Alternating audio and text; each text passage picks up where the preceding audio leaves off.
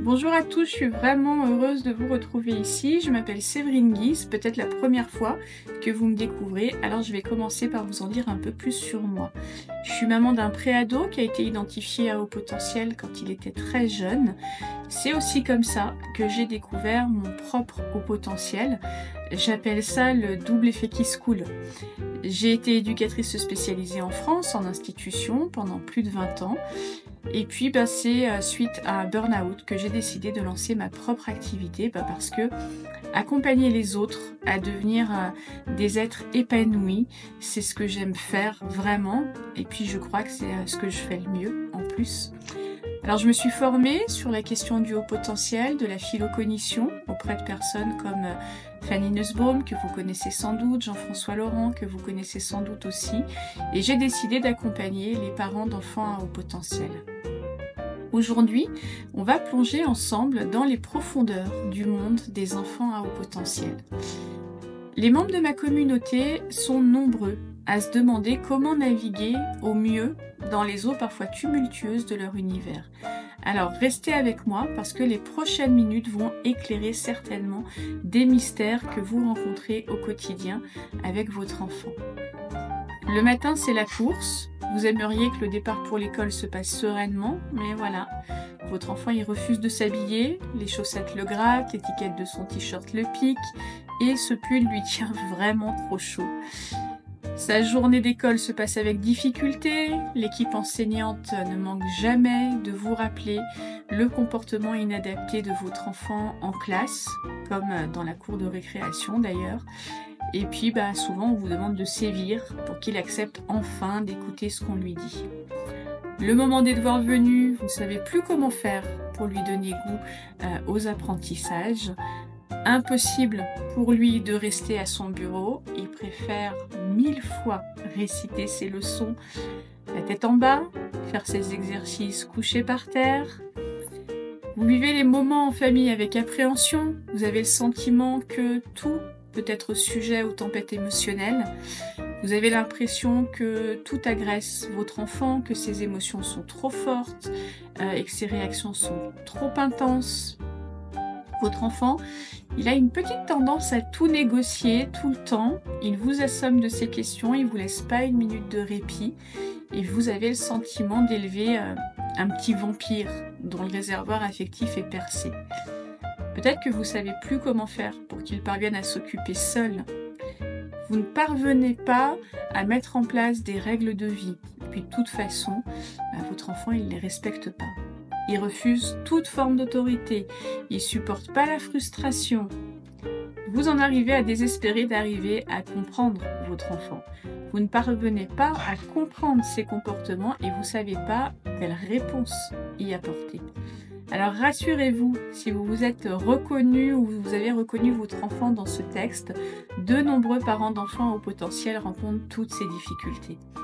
L'opposition, les crises de colère, les difficultés face aux apprentissages, les problèmes liés à l'autorité, aux limites, l'hypersensibilité, ce sont des problématiques fréquemment rencontrées par de nombreux parents d'enfants qui ont été identifiés à haut potentiel.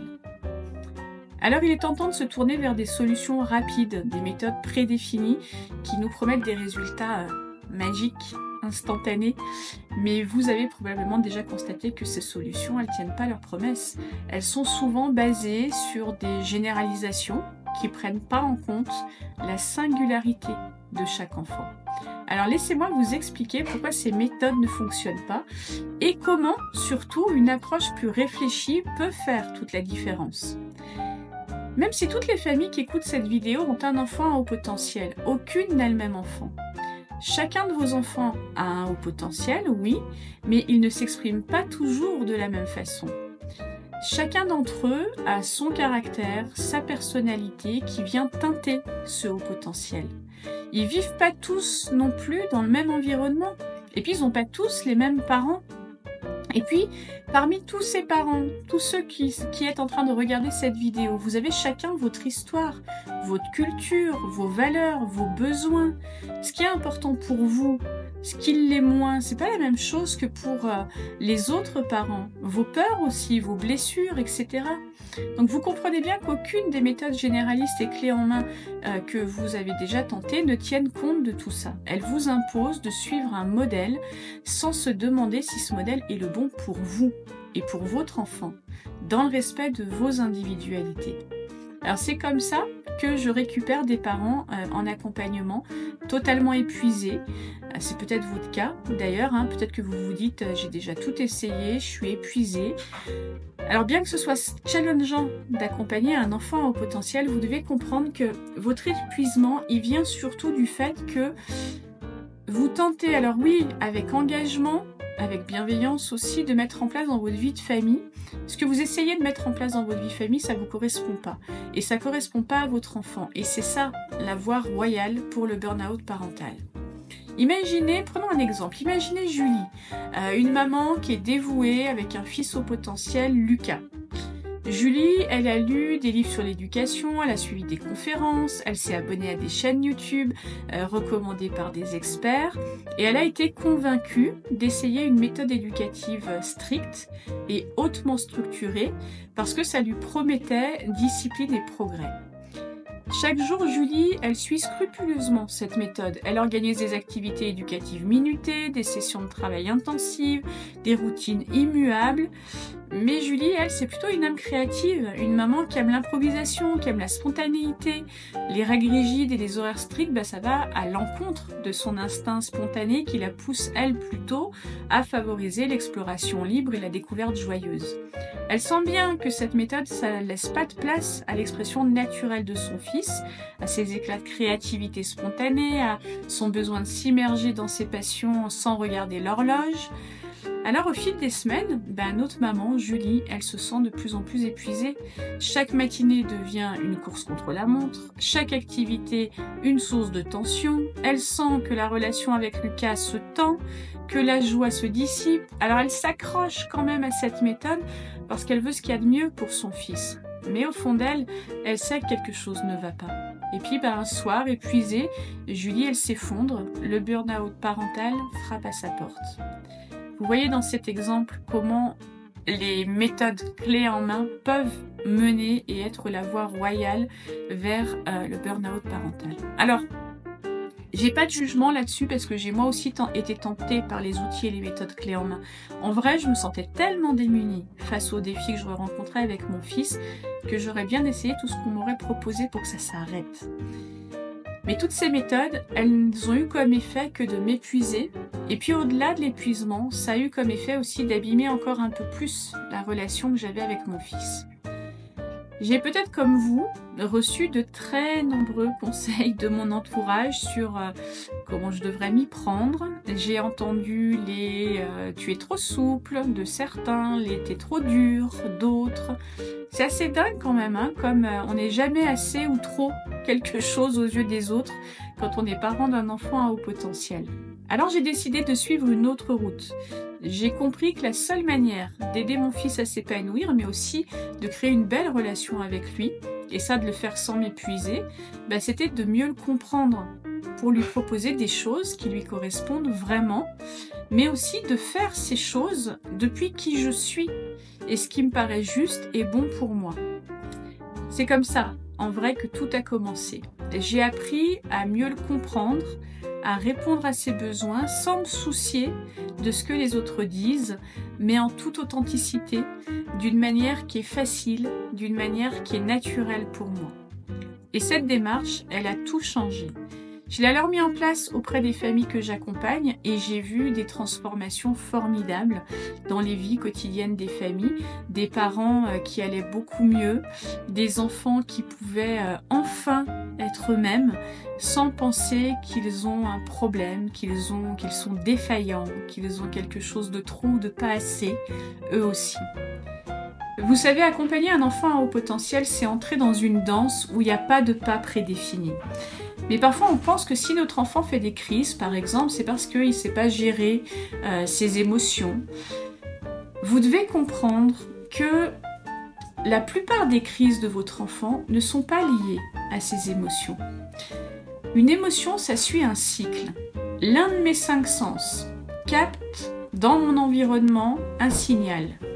Mon cerveau l'analyse, il déclenche les réponses physiologiques pour faire face à ce signal, j'y réagis et puis je me retrouve mon état normal. C'est, pour vous donner un exemple, c'est quand j'entends un chien aboyer. Mon ouïe perçoit les aboiements d'un chien, mon cerveau traite cette information comme un danger potentiel, il déclenche tout ce qui va pouvoir me permettre de faire face à ce danger, de l'adrénaline, du cortisol, l'augmentation du rythme cardiaque, il dirige mon sang, mon oxygène dans mes muscles, et je vais réagir à ce signal en fuyant, en me figeant ou en attaquant, et puis mon organisme va revenir à son état initial. Mais il ne s'agit pas de ce qu'on appelle les crises. Les crises, ce sont plutôt des réactions émotionnelles qui durent beaucoup plus longtemps. Les parents sont souvent bien démunis pour comprendre l'origine des réactions de leurs enfants. Il n'y a pas de déclencheur, il n'y a pas l'aboiement du chien, il n'y a pas le truc qui fait peur ou le truc qui se met en colère, etc., etc. Les crises, elles durent beaucoup plus longtemps que le cycle de l'émotion et elles peuvent se réactiver sur des détails. Alors, si les crises et tout un tas d'autres comportements, en vrai, de votre enfant à haut potentiel, comme les comportements opposants, comme tout un tas d'autres comportements de votre enfant ne sont pas que liés à des émotions, mais alors du coup, c'est quoi ? C'est parce que vous allez comprendre leur origine que vous allez pouvoir agir vraiment. Vous devez comprendre que les comportements dérangeants sont une tentative maladroite de votre enfant pour attirer l'attention sur un besoin non satisfait. Ça peut être un besoin d'interaction sociale, de stimulation intellectuelle, d'expression créative par exemple, mais en tout cas, c'est toujours l'expression d'un besoin non satisfait. Ou alors, ces comportements, ça peut être le signe de compétences psychosociales que votre enfant n'a pas encore développées. Gestion des émotions, résolution de conflits, communication, empathie, autonomie, résilience, etc., etc. L'approche que j'ai adoptée et que je veux vous partager repose sur une écoute active, pas seulement avec les oreilles, mais avec le cœur, avec l'esprit, avec toute votre attention.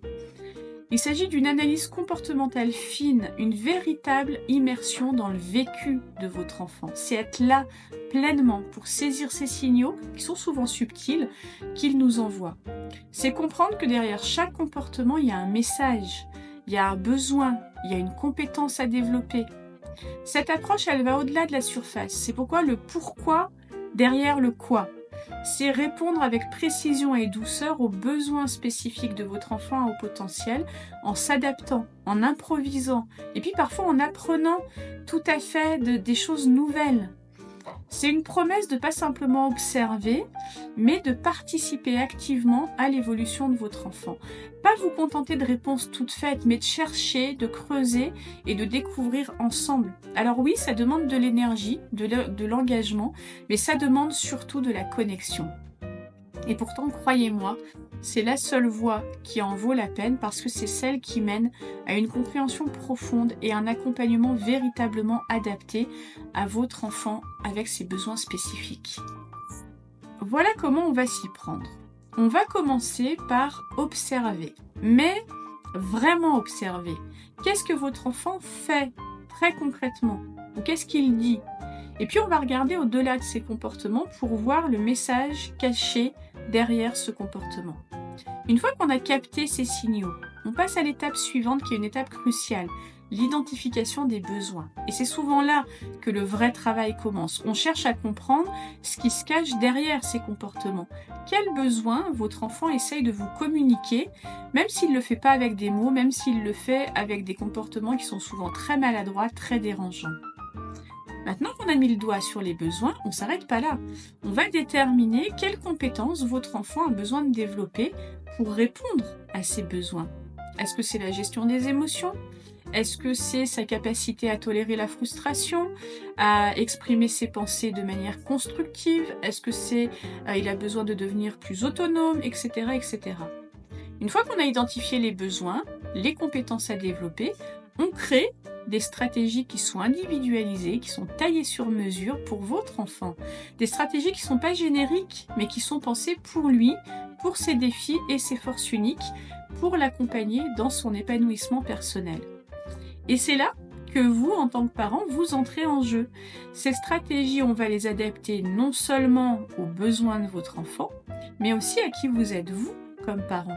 Parce que le bien-être de votre enfant, ça passe aussi par votre bien-être à vous. On va trouver des moyens d'action qui respectent votre nature comme parent, votre rythme, vos valeurs, qui vous êtes comme parent. Et du coup, vous allez pouvoir accompagner votre enfant sans vous perdre vous-même en chemin. Et ça, c'est vraiment très important. On a parcouru ensemble les défis, les solutions potentielles. C'est maintenant le temps de voir comment est-ce que vous pouvez les mettre en pratique dans votre vie pour transformer positivement chaque jour que vous passez avec votre enfant. Comme parents, on arrive assez facilement à observer les comportements de notre enfant. Ça, en général, ça va. Mais j'observe dans mes différents accompagnements que comment les relier à des besoins ou à des compétences à développer, ça, c'est plus difficile. Et puis, quand on y arrive, on ne sait pas toujours comment y répondre de manière constructive. C'est en adaptant une approche qui est vraiment alignée avec les besoins de ces enfants que votre expérience d'accompagnement va devenir plus fluide, plus intuitive et puis surtout plus enrichissante, plus épanouissante. Vous allez pouvoir construire une relation de qualité avec votre enfant. Et vous savez, comme cette relation de qualité, c'est le socle sur lequel vous allez pouvoir miser pour traverser les nouveaux défis qui vont bien sûr venir au fil des années. Je vais vous présenter une ressource qui est le fruit de cette quête pour une meilleure compréhension et un meilleur accompagnement. Une ressource qui est constamment enrichie, qui est mise à jour, qui évolue avec vous et les enfants que vous accompagnez. Cet outil, je l'ai appelé l'Harmonicode. Harmonicode, il s'appuie sur la conviction que chaque enfant à haut potentiel possède un ensemble unique de capacités, de besoins et de défis. La plateforme, elle cherche à démystifier les comportements dérangeants en les comprenant comme des expressions de besoins non satisfaits ou de compétences en développement. Elle fournit une éducation et un accompagnement personnalisé qui respectent la singularité de chaque enfant. Et vous allez trouver dans l'Harmonicode 150 comportements fréquents que j'ai identifiés chez les enfants à haut potentiel. Pour chacun de ces comportements, j'ai décodé le message qui se cache derrière ce comportement. Mais c'est pas tout. Pour chaque comportement, l'outil vous présente le ou les besoins non satisfaits de votre enfant. Et pour chacun de ces besoins, je vous propose 3 stratégies éducatives personnalisables à mettre en place dans votre vie de famille. Mais attendez, pour chacun des comportements que je vous donne aussi la ou les compétences à développer pour votre enfant. Et pour chaque compétence, je vous donne à nouveau 3 stratégies personnalisables à mettre en place dans votre vie de famille. En tout, l'outil propose plus de 50 stratégies éducatives. C'est un espace qui est interactif, qui vous permet de naviguer facilement, soit depuis le comportement de votre enfant, ou bien directement depuis le besoin que vous avez identifié, ou bien directement depuis la compétence que vous aimeriez aider votre enfant à développer. Cliquez sur le lien juste en dessous pour ceux qui sont prêts à faire le prochain pas, à découvrir cette ressource, à commencer ce voyage transformateur. Vraiment, je vous invite à cliquer sur ce lien. Je vous montre là-bas justement le fonctionnement en action de l'Harmonicode. C'est vraiment votre premier petit pas vers une nouvelle manière d'accompagner votre enfant. Et pour ceux qui agissent rapidement, il y a une offre spéciale à durée limitée. C'est une opportunité unique d'accéder à cette plateforme avec un tarif exclusif. En prenant cette décision, vous allez bénéficier d'une compréhension profonde de votre enfant. Dans l'Harmonicode, vous allez avoir une meilleure compréhension des comportements complexes et des besoins émotionnels, affectifs ou des besoins plus basiques de votre enfant à haut potentiel. Vous allez avoir des solutions qui sont adaptées, qui respectent les particularités individuelles de chaque enfant et de sa famille. L'harmonicode, il vous aide à développer les compétences psychosociales clés pour le bien-être de votre enfant et sa réussite. Et puis, il fournit aussi un accompagnement constant et évolutif pour les parents, mais aussi pour les professionnels, en adaptant les stratégies au fur et à mesure que votre enfant grandit. Et c'est pas tout, parce que Harmonicode a aussi pour vocation de créer une communauté, un sentiment d'appartenance, un soutien mutuel dans une communauté engagée. Je suis tellement confiante dans la valeur de cette ressource que je vous offre des super bonus supplémentaires à l'inscription. Et puis si jamais vous trouvez que cela ne répond pas à vos attentes, vous pouvez annuler votre abonnement à tout moment. Il n'y a aucun risque pour vous, vous pouvez venir essayer. Et puis si au bout d'un mois ça ne vous convient pas, vous pouvez repartir. Pour faire partie de cette aventure, pour vous équiper des meilleures stratégies, pour commencer à avoir des changements réels, suivez simplement le lien ci-dessous, inscrivez-vous, rejoignez ma communauté et commencez à faire la différence dès aujourd'hui.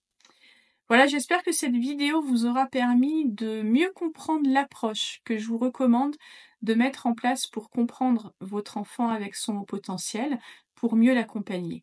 Je me réjouis vraiment de vous retrouver pour la suite de cette belle aventure et en attendant, prenez soin de vous et prenez soin de votre enfant. À bientôt!